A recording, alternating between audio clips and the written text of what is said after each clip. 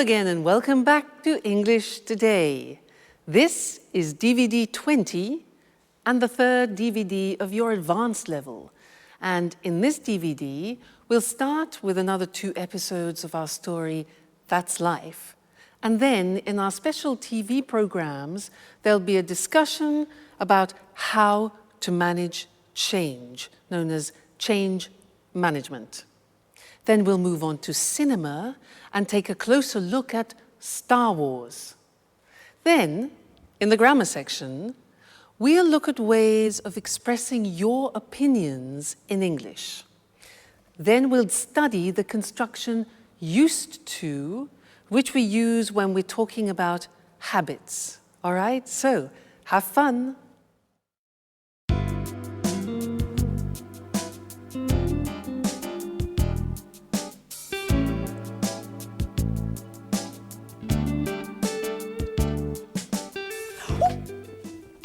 Stop! Put that infernal gadget away. That's enough. There's a limit to everything, you know. Great. That's it, Anne. Go on like that. You are fantastic. Oh, fantastic, my eye. I told you to cut it out. Alice! Alice! Yes, Anne, what can I do for you? Stop laughing. Oh, Anne, come on. And tell your director friend to give it a rest. And put away that damn video camera. I absolutely do not want to be filmed like this. Have I made myself perfectly clear? Hi, Alice. Hey. Good morning, Edward. Can't stop working, eh? What's on the menu for today's shoot? Wow, Anne, you look beautiful. Excuse me, could I use the bathroom for a moment? Anne? Thanks. Oh, calm down, Anne. None of these sessions are going to be shown for air. At least for now. What exactly does for now mean? Well, once all the material's been put in place, cut and edited, Edward's planning on showing it to a producer. If it's accepted, the idea is to go for our own TV program. Isn't that a great idea? What? Yeah. Producer? Television? Mm-hmm. Let me in, Jack. Let me in. No, let me in. Oh, oh, oh, let me in. Oh.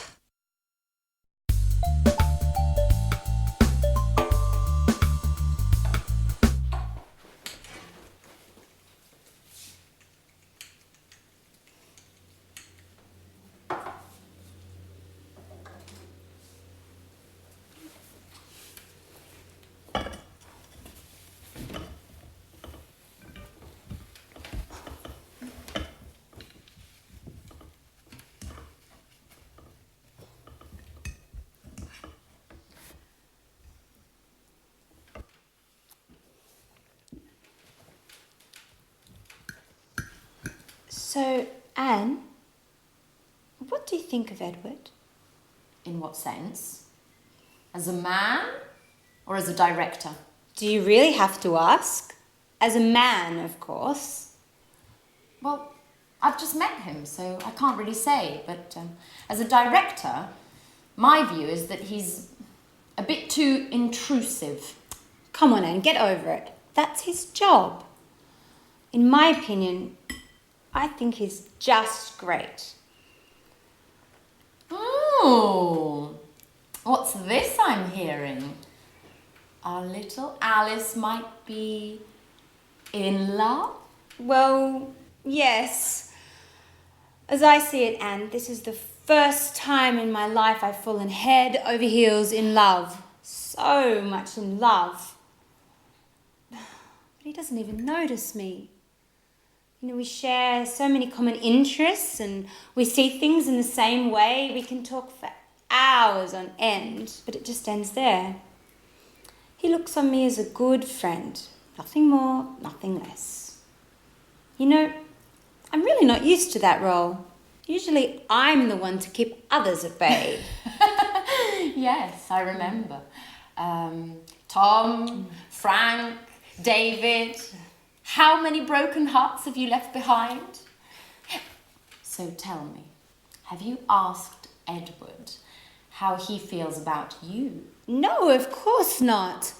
Look, Edward isn't interested in some relationship. He's profound and introspective, spiritual. He's a person who enjoys observing and analysing others. Yes, if you ask me, too much so. Anyway, I can't agree with you, I'm afraid. Even spiritual beings, personal longings, I think you should tell him. And who knows, your Edward might be much more human than you think. Oh, maybe you're right. But I have to think of a special way to show him just how I feel. Maybe I should see what my horoscope has to say. Yes, I've just had a brilliant idea.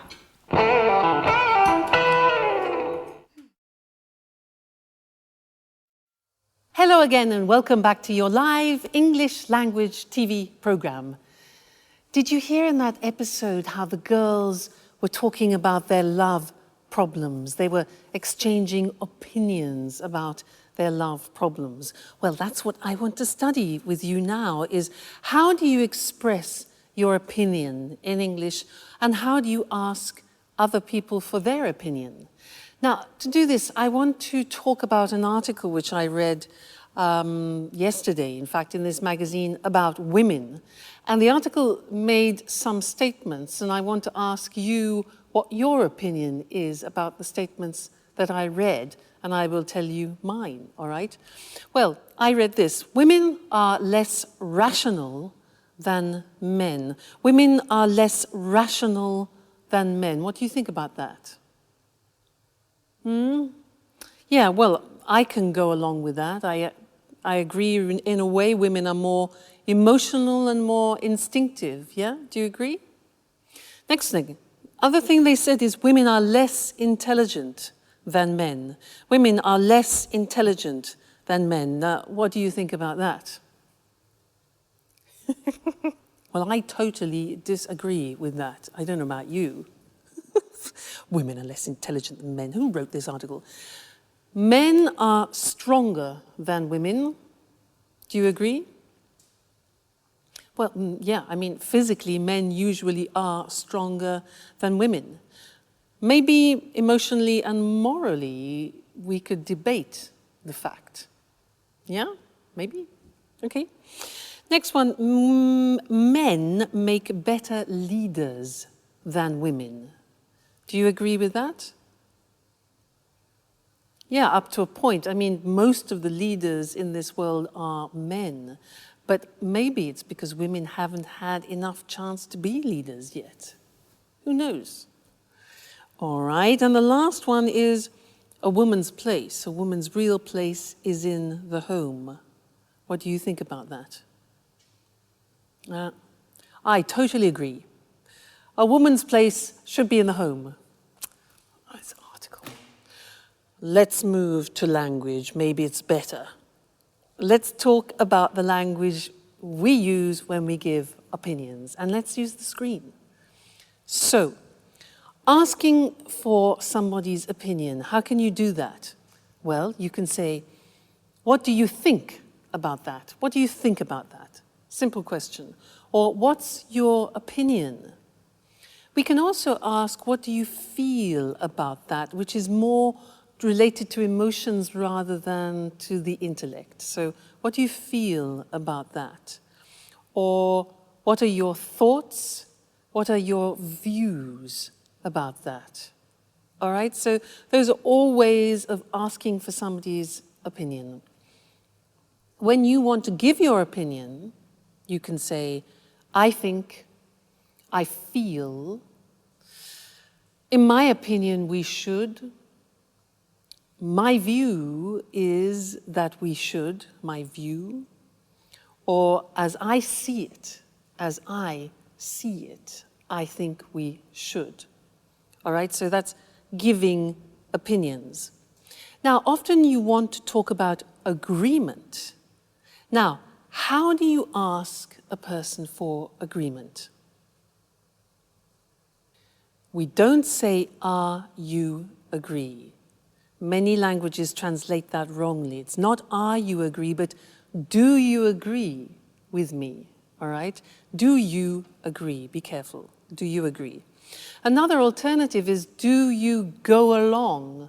Go along means have the same opinion. Do you go along with that? All right? Now, imagine that you want to agree totally with someone. Do you agree with that? Exactly. You can say, "I totally agree with you." "I completely agree with you." You can say, "Yeah, I go along with that. I agree with that." You can also say, "That's right," "exactly," or "absolutely." There's all ways of agreeing totally. Now imagine that you agree sort of, you agree partially. The language here is, "Yeah, that's a good point, but I agree with you up to a point." I agree with you up to a point. So that's partial agreement, but not total agreement, all right? Now, disagreement. To be polite, you can say, "I can't agree with you, I'm afraid." If you say, "I don't agree with you," that's quite aggressive. So it's better to say, "I can't agree with you, I'm afraid," for example, if you're in a meeting.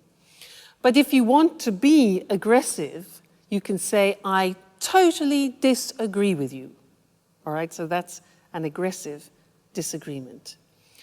And you could also say, "Oh, come on, come on."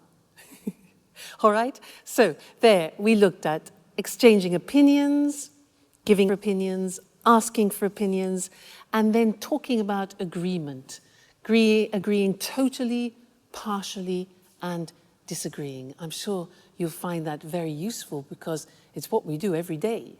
All right, so happy practicing and see you in the next lesson. Bye.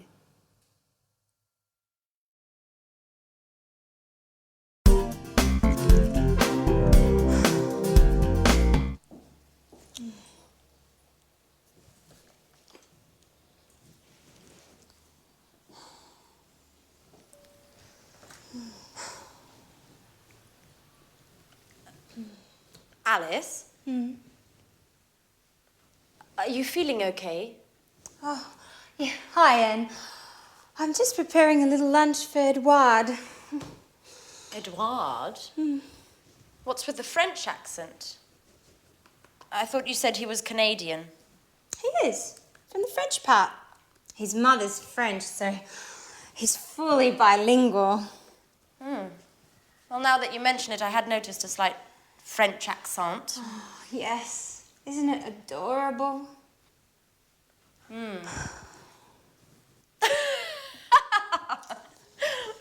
Well, I must say, love does work wonders. I'm not at all used to seeing you as a housewife. Well, to tell you the truth, I haven't got used to it yet. You know, I just hope I got the recipe right. You know, I followed the instructions to the letter. But you know I feel like a fish out of water with these things. So, you've decided to go for Edward's jugular. Well, not only that. Here's the crowning touch. What is it?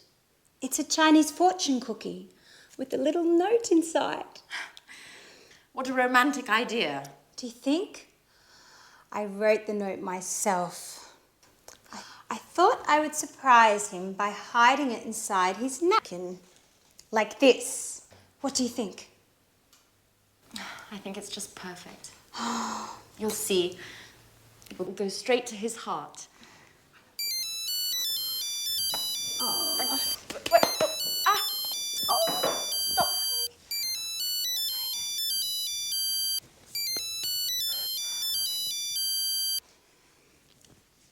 Hello? Yes, this is Alice. Oh, It's already come in. What? Oh, in half an hour? Yeah, okay. I'll be there in a few minutes.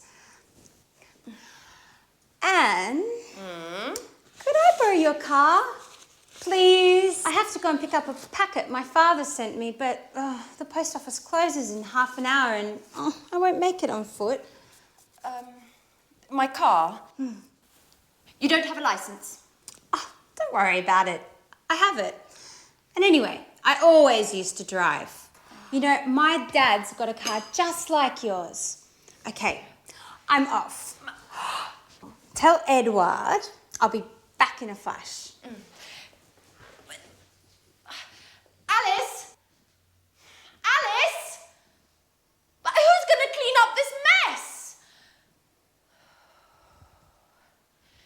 Get used to it, Anne. It's the same old story. Now I'm late.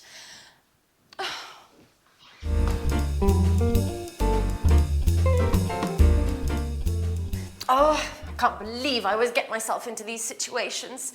I'm late and here I am helping Alice with her grand plan. I am. Oh, hello. Oh, that smells great. My compliments to the chef. Oh, no, Edward. It's not like you think. I have to go. I've got a meeting with my boss. Alice has just gone out.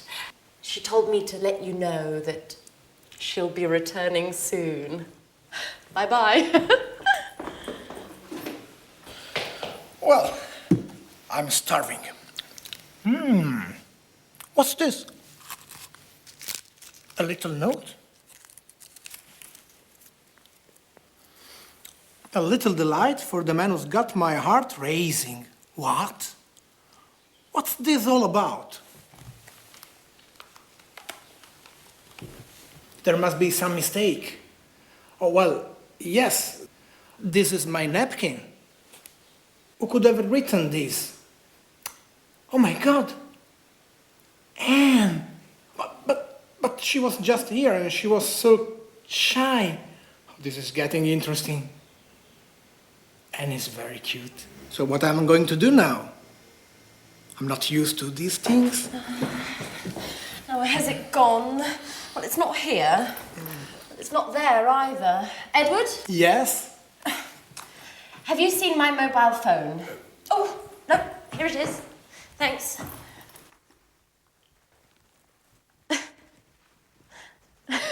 Pardon me. Why are you eyeing me like that? Nothing. Well, all right. I've got to run. Bye-bye. She's acting like nothing is happening at all. This is getting very interesting.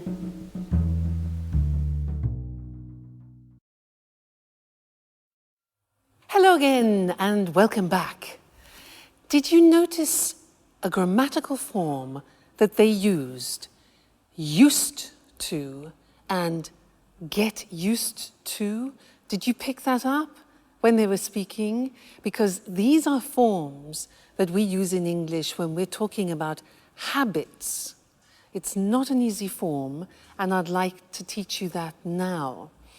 And to do that, to give you an example of the grammar in action, I want to talk to you about when I moved to Italy and I lived there for some time, and I had to change some of my habits. I had to adopt some Italian habits. I had to get used to new things, all right? So I'm going to use the grammar construction as I talk about this. Try and listen and pick it up. Now, I wrote a list actually because really fascinating.